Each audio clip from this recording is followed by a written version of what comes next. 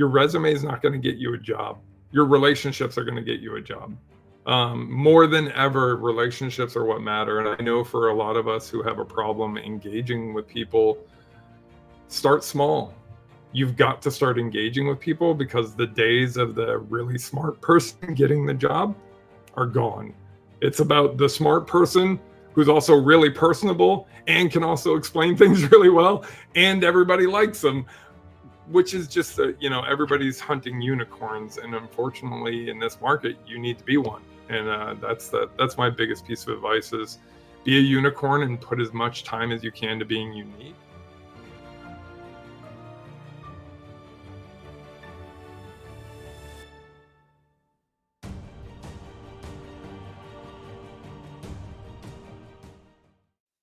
Hey nerds, Monica here. Welcome to the Data Podcast for Nerds, where we get to talk to amazing professionals and ask them all about how they're using data to solve the world's problems. We're sharing all the nerdy tips and tricks to make you the best data professional you can be. Today with us, we have Rob Whetstine. How are you doing today, Rob? Good. How about yourself? I'm doing fantastic. Great to have you on the show. No, thanks for letting me come hang out. I'm excited. Everyone's podcast is like way fancier than mine, so I'm always impressed when I come on. You've got like intro music and stuff. I'm very, very impressed.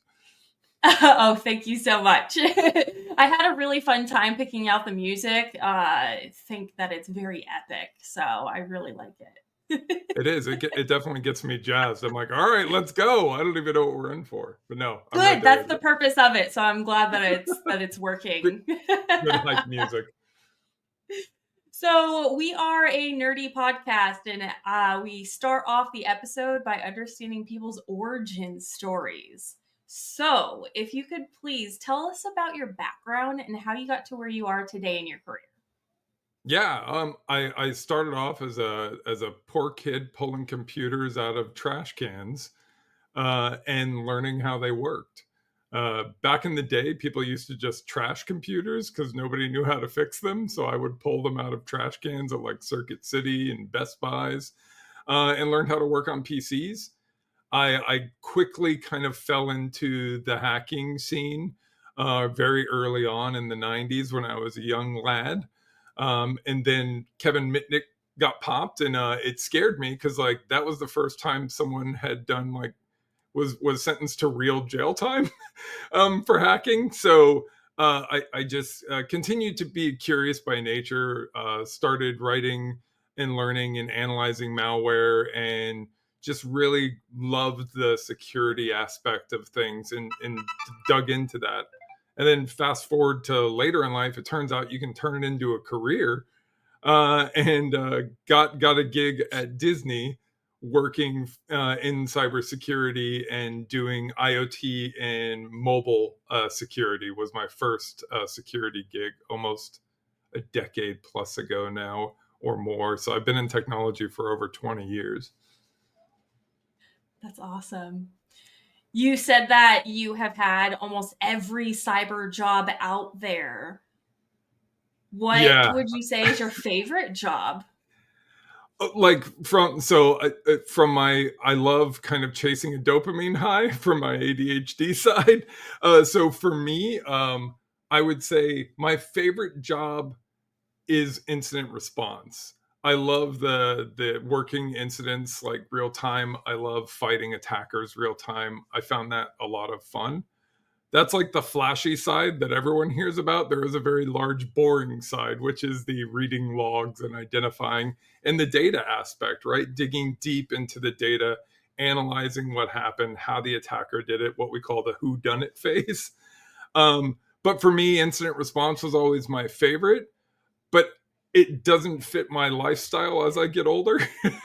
I like free time. I like having a good work-life balance, and a big part of that is what led me into leadership and kind of working with people. And that's where I'm currently at now, is leading people, and that's where I think I'll stay. I don't think I'll go back the technical route, but I got bored, so every 2 to 3 years I did a new job in cyber. I was like, oh, I'm really good at this now. Let's try something new. Yeah. I feel like every 2 years is the magic number. That's how I felt throughout my Yeah. career as well. As the 2 year mark, you're like, I think I've learned what I wanted to learn here. Let's go learn new things. Yeah, I'm of the mindset that if I'm not challenged, I'm not growing. And for me, that was really important to have something that was pushing me and challenging me. So much of I think my identity was tied into work. And then when I got laid off, I realized kind of how toxic that may have been because it was almost like losing a loved one, right? Like I was like, I who am I without my job?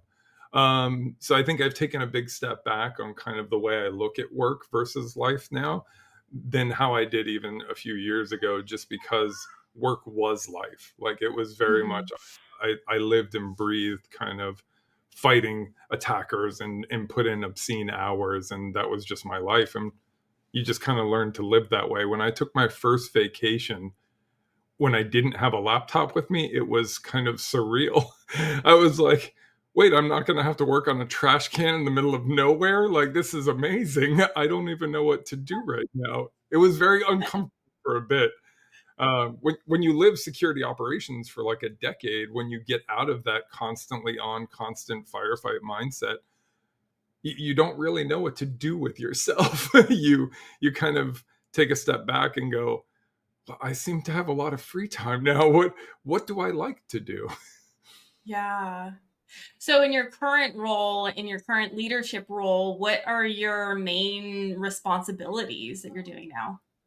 Primarily, I run the vulnerability management and pen testing side. So we scan everything and hack the rest, is what I say. It's super fun for me because I feel like vulnerability management is where I really cut my teeth early on in security, and I feel it's a very good foundational job for security professionals, and it's very heavily data driven, right? Um, Hmm. the metrics and things that you can pull from that, you can identify the risk based on all of the vulnerabilities and where they're located. So for me, it's been just an absolute blast kind of working that program at another big company. I didn't think I would ever leave Disney, but I'm very happy where I landed. It's a cool place. That's awesome. For folks that are new to cyber and vulnerability and pen testing and all of that, can you talk more about what it is, specifically interested in incorporating the data aspect? Yeah, so vulnerability management, we basically will have a scope of systems, however many that may be, and we will scan all of them looking for security risks. So you'll find things like simple things like maybe you have a version that's out of date, or something that's more critical where there's something called proof of concept code that's out there where an attacker could maybe exploit it easily.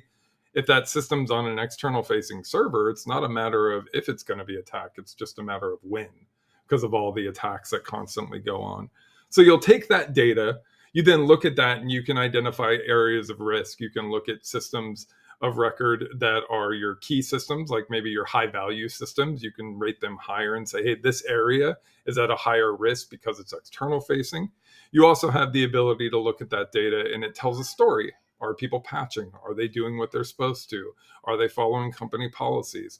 And I always say that data talks, right? Because data's not going to lie to me. It's factual. It's just kind of here's what it is, and that's what I love so much about it. From a pen testing side, our job is to act like an attacker. We come into a system. We may have credentials, we may not. It really depends on the test. And our job is to try to exploit that as if we are the bad actor. So we try to gain access to it. We try to get it to do things it's not supposed to do. Maybe we'll use, maybe there's a text block where you can put in your first name and last name, but we'll try to put in some code there, and try to do some cross-site scripting, which allows us to maybe run something malicious that shouldn't be allowed. And then we work with the teams to kind of take that data back and then feed it to them and say, hey, here's some of the things you need to work on. Here's some of the issues that you have.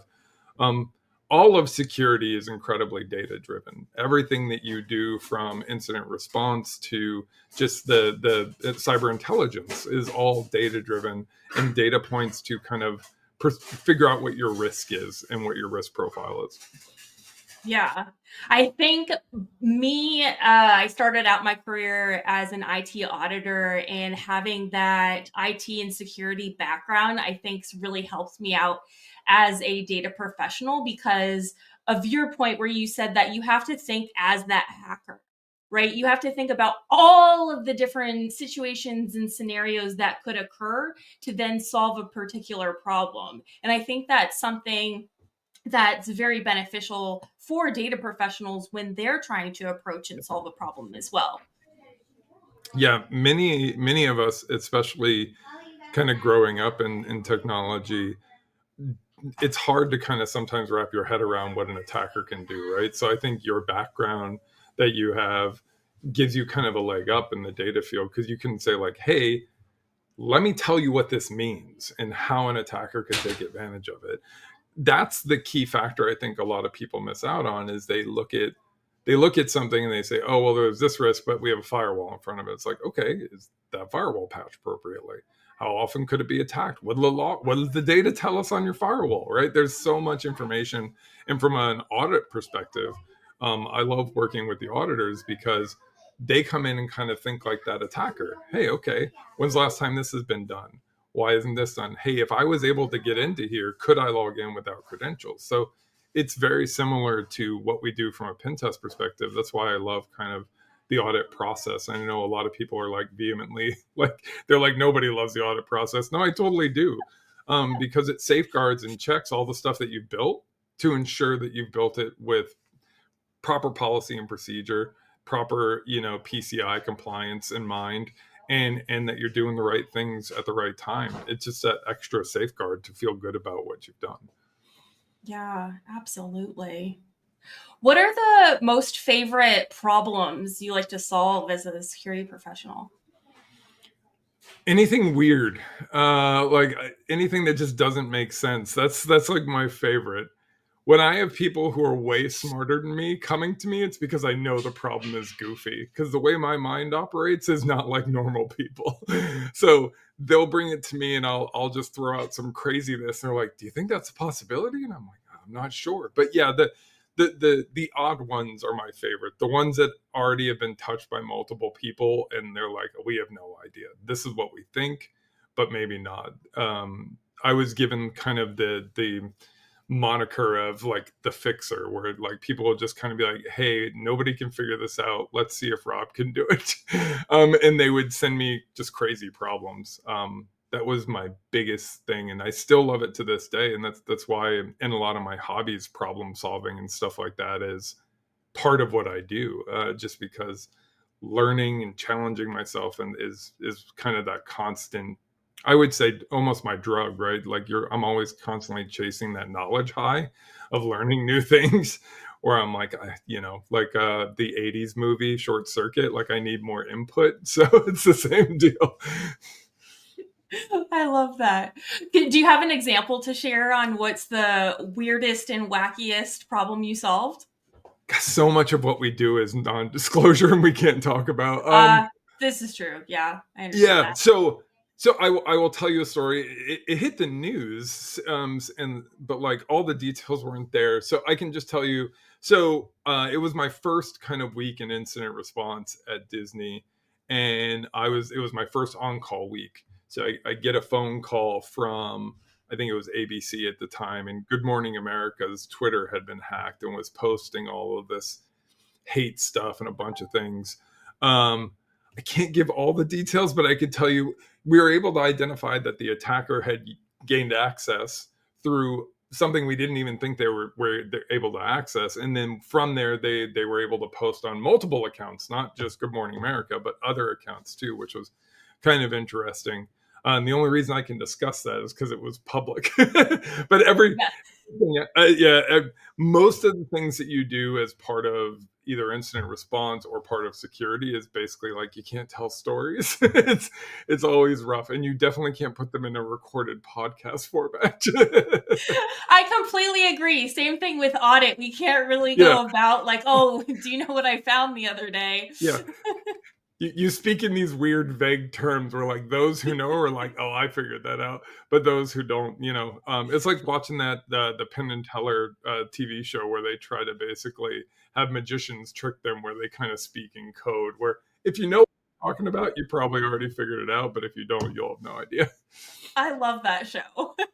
Me too. Yeah, I'm just anything.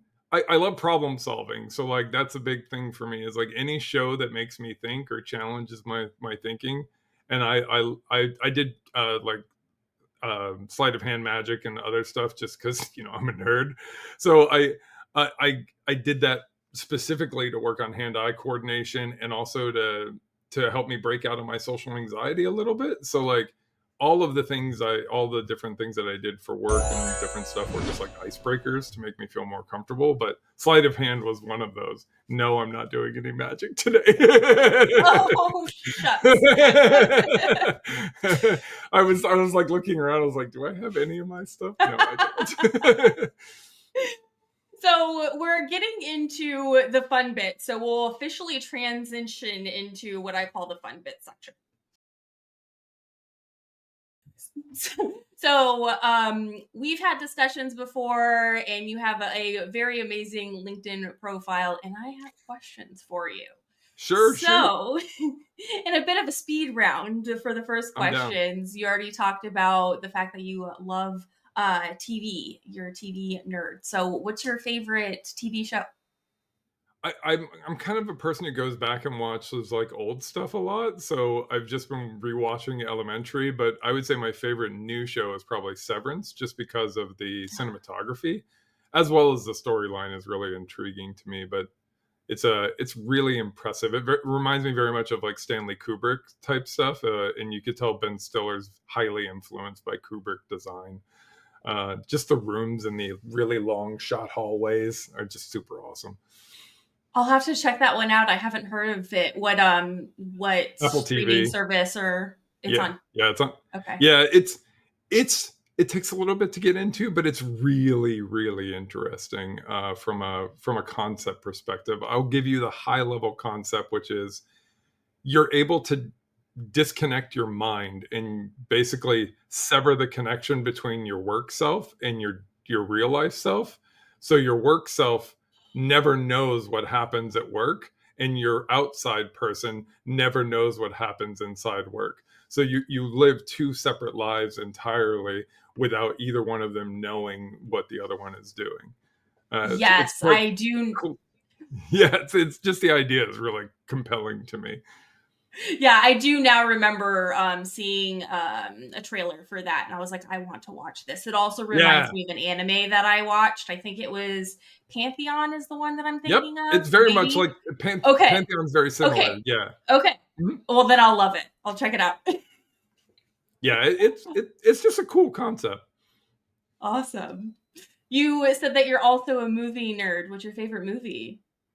That's a really tough call. I would say I have go-tos for like the holidays, like Christmas Vacation, things of that nature.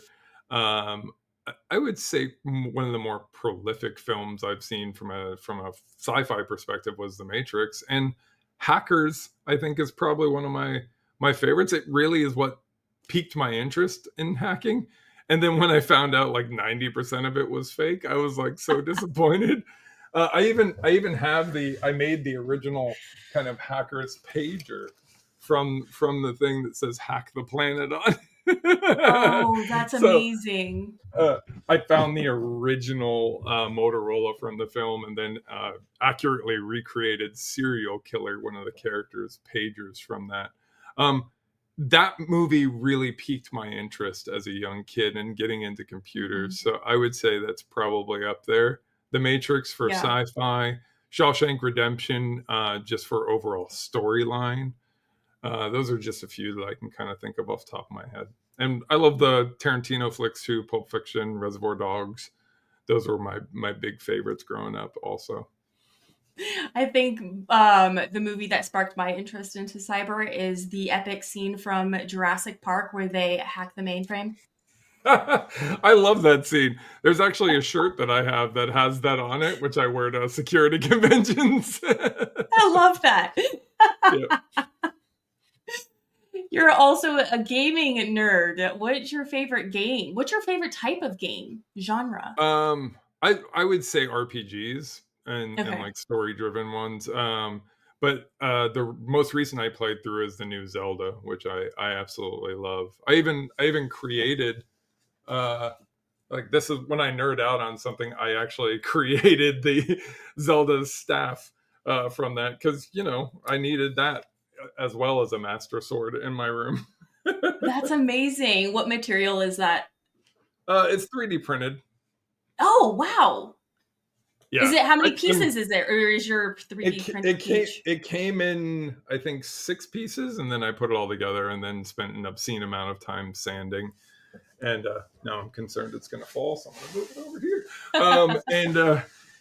And I put a ton of time into it to make it look really good, and then it goes up on my wall with all the other nerd stuff in this room. That's But you can amazing. tell I'm really digging something when I make something from the thing that I'm doing. That's normally the indicator where I'm like, ooh, like when I watch Firefly, one of my favorite sci-fi shows back in the day. Like I made Mel's gun one of the lead characters, which I thought was really cool. He's like a space cowboy played by Nathan Fillion. Yeah. That's so fun. The 3D printing is really fun when you can build stuff from it. It's the closest we get to like a Star Trek replicator, right?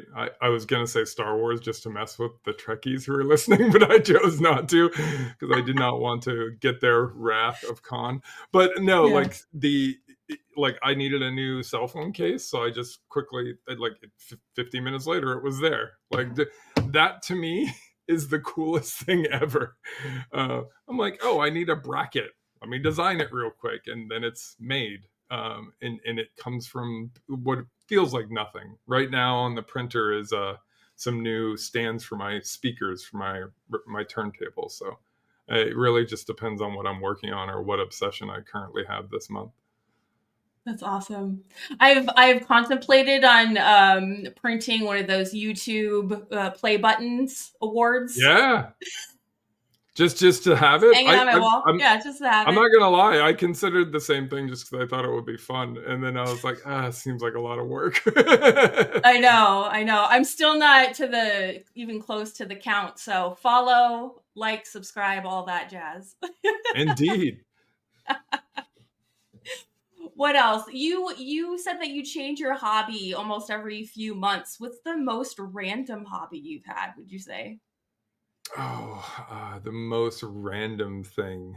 I learned to juggle. I don't have my juggling balls. With But a like, three balls or more? yeah. I got really good at it. And then what happens is, because I'm autistic and I have ADHD, I get really into something and then I instantly get bored when I've mastered it. And unfortunately, mastering new skills is only about a 3 to 6 month thing for me. Um, so that was probably the more odd ones. I mean, I will say magic was really weird. I got into that for a while, for no reason except like I was like, "Ooh, magic is fun. Maybe I can use this as icebreakers." And like people are always like, "Do more tricks," and I was like, "Oh no, I don't want." Now I have too much attention. I need just enough attention to like pretend like I'm social and not a huge introvert. Um, but not so much that I have to keep engaging. And I'm the focus. I'm really good at turning things around on other people and having them talk about themselves. I'm not so good at continuing to talk about myself. That's why doing things like these podcasts and doing all the videos and stuff that I do on my stuff on Bowtie Security Guy really helps me with that because my social anxiety, presenting, and all that jazz. It's just a constant way to challenge myself.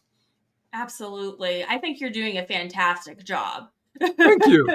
I mean, not bad. I've only been on LinkedIn for like a year and I have almost 6,000 followers and like 20,000 connections. Wild.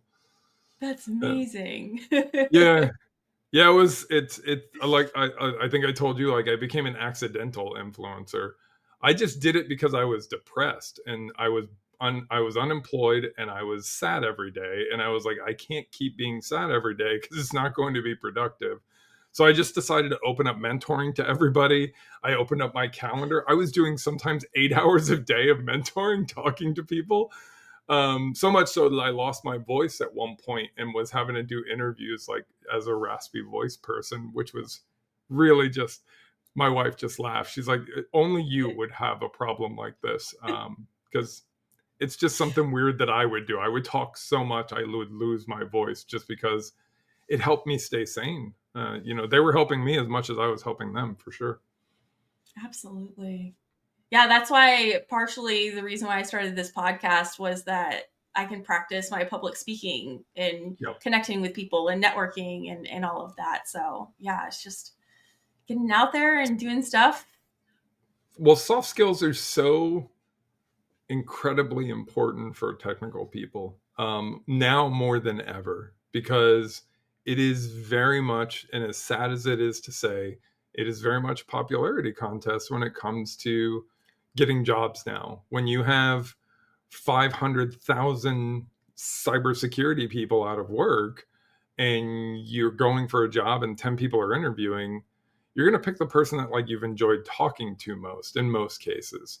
I'm different where I look for those diamonds in the rough. I do things very differently. Like even my interview process is like no one else's, just because I don't do things traditional, because I don't want to exclude non-neurotypical people from the interview process. Because if you hammer a non-neurotypical person, what I call neurospicy person, with a bunch of questions, they're going to fail. It's it's not a question. Like they will get overwhelmed. It doesn't mean they're stupid. It just means that they're not able to articulate and digest data the same way a normal person is able to. Sometimes they pull in too many data sources from a very simple question, so then they end up stuttering. They end up doing lots of ums and ahs or awkward pauses, and it makes for a very non-enjoyable interview experience for the interviewer. And that's a lot of stuff that I teach when I work with people and mentor people. Mm-hmm. So, as a hiring manager, and you said that you have a different approach than others, what's your most unique advice that you can share that maybe others haven't heard yet? Yeah, I don't ask really deep technical questions. I just want to know how people think. So a lot of what I do is very similar to how Google interviews. I ask weird scenario based questions. I may ask like, you wake up in the morning and the radio says there's a new kind of outbreak, like almost like a pandemic, but it's causing people to attack people in the streets. What do you do? Right. And those are, and I ask everybody the exact same questions, and I don't drill into those questions because I feel like that's unfair. Some people may give me a question and answer that will, I want to drill into, but how is that a fair interview process across the board? So I try to keep my questions identical for every single person. And then I do things that nobody else does, which is I give you feedback on the call and I tell you whether or not you're going forward on the call. I've had people yell at me. I've had people tell me I'm an idiot. I deal with that because I feel like that's the only kind thing that I can do when people are struggling day to day.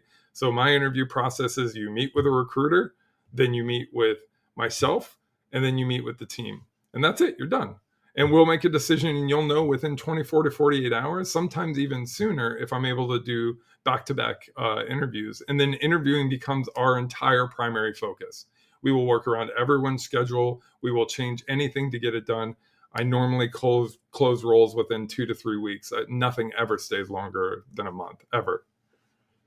I appreciate that so much with the feedback and like during the call and providing that feedback so you know for future interviews like what Yep. to adjust if you need to adjust things, and you have that final answer, you know what I mean? Even if it's a bad thing, like that's good because you're not ghosted. Yeah. And then I always tell people to ask this as a final question. If they're, ask your interviewer, is there anything I said to you that wasn't clear that I could have done better on that would stop me from moving forward? You then get a second chance to answer a question that you may not have realized you dorked up. And it gives Yeah. the interviewer an opportunity to say, you know what, you weren't very clear on this. Can you explain it to me? And maybe you can do better that second time when you're a little more calm and you've had more time to kind of discuss things.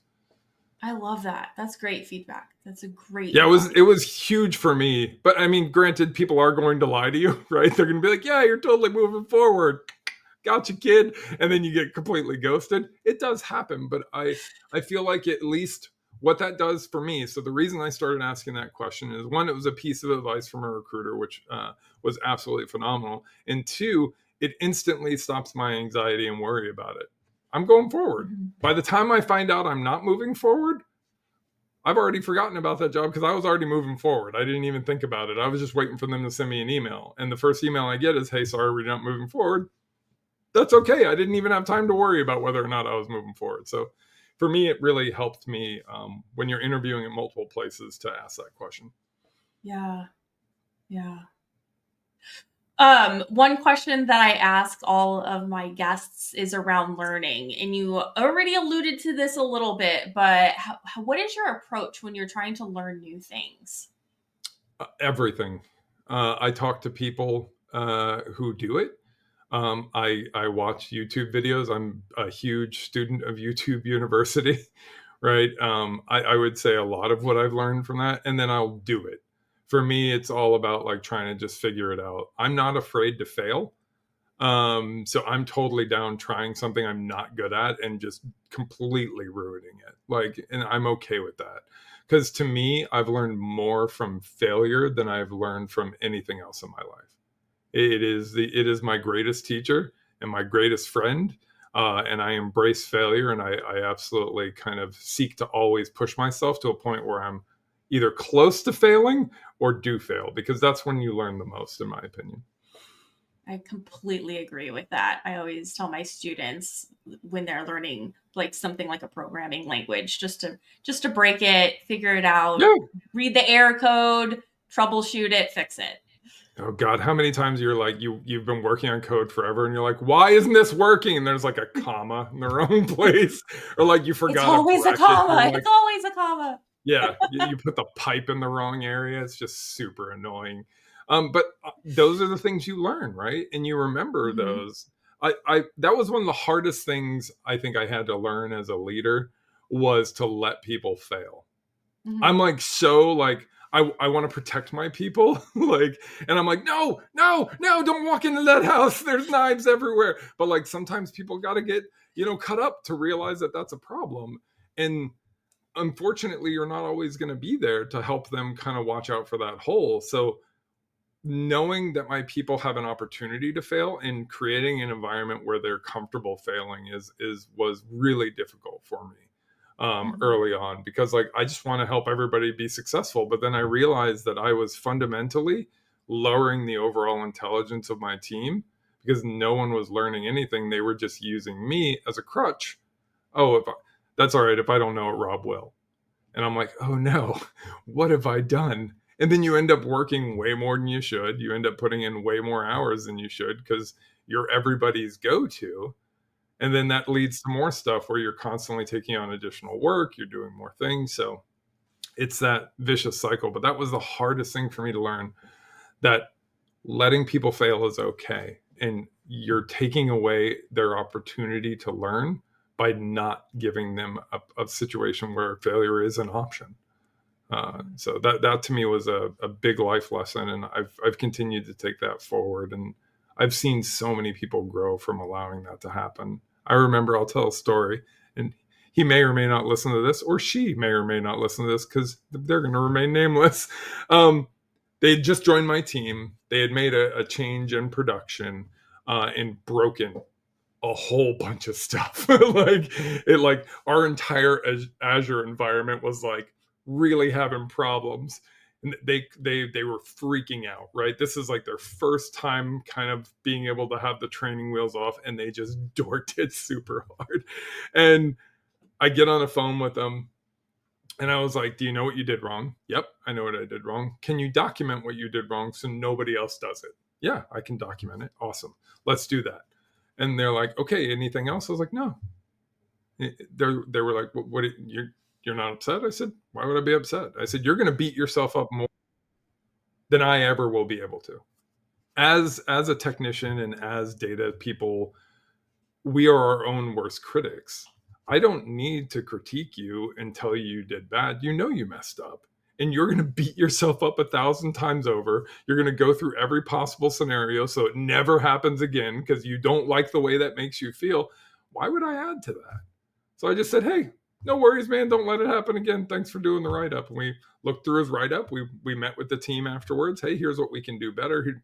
Just so everybody knows. Oh, I didn't realize that would happen if we did that. There was another new guy who's like, wow, glad I read this because it could have caused me problems. But I think that's the big difference between a leader and a boss, right? A boss will just yell at you and kind of say, you suck, you should have done this better. A leader will actually coach you and talk you through it and kind of say, hey, no, it happens. You're human. You made a mistake. It's okay. Here's how we can get better. Here's how I recommend to do things. Can I give some advice? That's one of the things I always try to do. I ask, is it okay if I give some advice here? Because I used to, because this is the autism. The autism would just be like, everybody wants to be told when they're wrong. Everyone wants to be corrected. No one wants to be stupid. That is not true. Most people do not want to be corrected. They definitely don't want to be corrected in a public setting, and they would most likely would like to be wrong as opposed to being corrected by someone. So I've learned to ask permission to give feedback. Do you want feedback? And then another thing that I've removed kind of from my vernacular is the term, oh, couldn't you just do, or couldn't you just try this? It's not considered faux pas to say those things, but it's the damn near most insulting thing you could say to someone. It's like, you are so stupid. How did you miss this? I'm new to this situation coming in, and clearly the answer is right here, dum dum. So I always try to walk people through to kind of get to the answer themselves, as opposed to just going, hey, this is how you do it. But that's when I was younger. Like, I got some really great feedback from one of my leaders. She was a little neurospicy herself, or he, who knows. And they were like, everyone hates you and no one wants to work with you. And I'm like, okay, need some more context there because I'm feeling a little attacked. They were like, not everyone wants to be corrected. Not everyone wants help when they're complaining about a problem. They just want to complain about it. And I'm like, but that is so not productive. Like, why would they just complain without wanting to solve? I am confused. Please enlighten me, oh wise one. And they're like, yeah, like most people would rather just learn on their own and figure it out. Sometimes they just need to vent. And I was like, that just doesn't make sense to me. But that piece of advice of everyone hates me really kind of hit home. And it was done in kind of a tongue-in-cheek critical way, but it really was what I needed to realize that I'm coming off as a know-it-all arrogant prick, and I'm just trying to help people. And like, oh no. So I went on like what I call my apology tour, because I was like, hey, didn't realize I was literally offending everyone. Totally my bad. That is not who I am. I was just trying to help, and I knew the answer because I'd already done it. But I didn't realize a lot of that was, from my autism till I was diagnosed way later. Like, I just didn't understand social cues. I didn't understand all that. So I had to study it for a very long time to be like, oh, okay, now I see where I was very rude there. So that's why I ask permission a lot for feedback and other things, just because I don't want to assume everybody wants feedback. Some people just want to complain. Yeah. I really like that approach that you shared, documenting exactly where you went wrong. I think that would help me personally not stay up at night the whole time. Like, oh, what was it? And run through this scenario over and over. You just document it down, and there it is out in the world.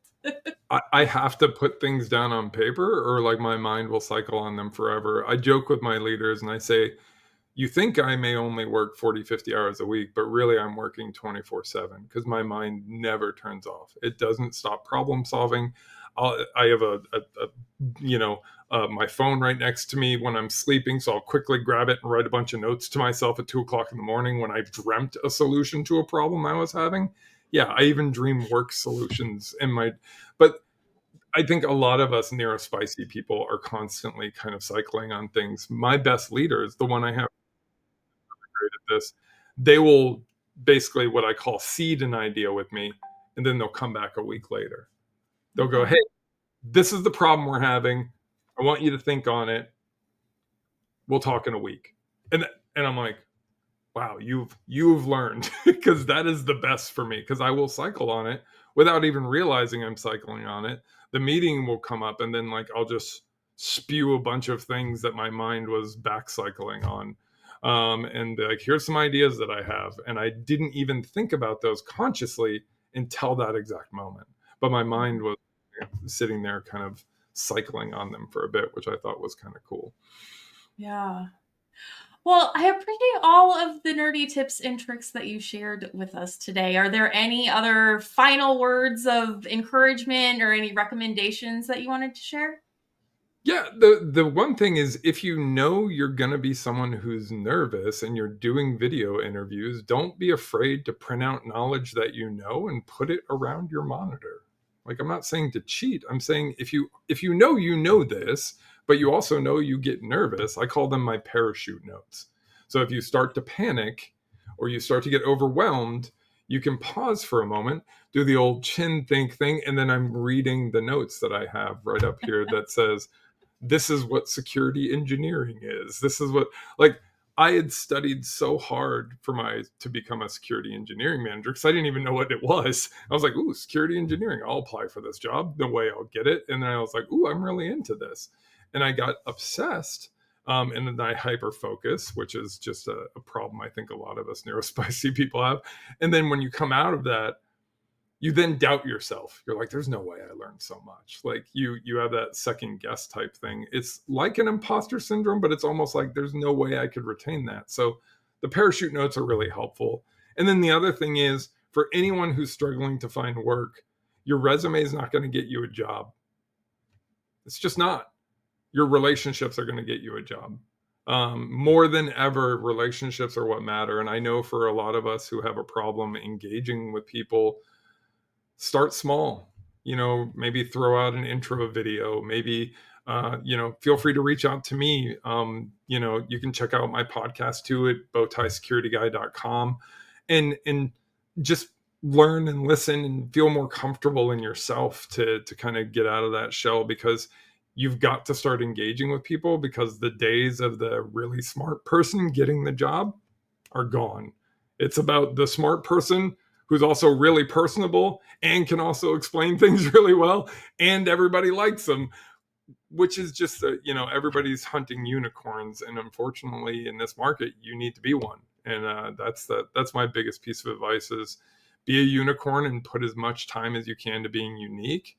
If your profile or your about page says I'm a data scientist, I love data, and I'm really into numbers, and it's not like doesn't tell you anything about who you are or anything about, that's what the about section's for. Really just kind of showcase who you are as a person.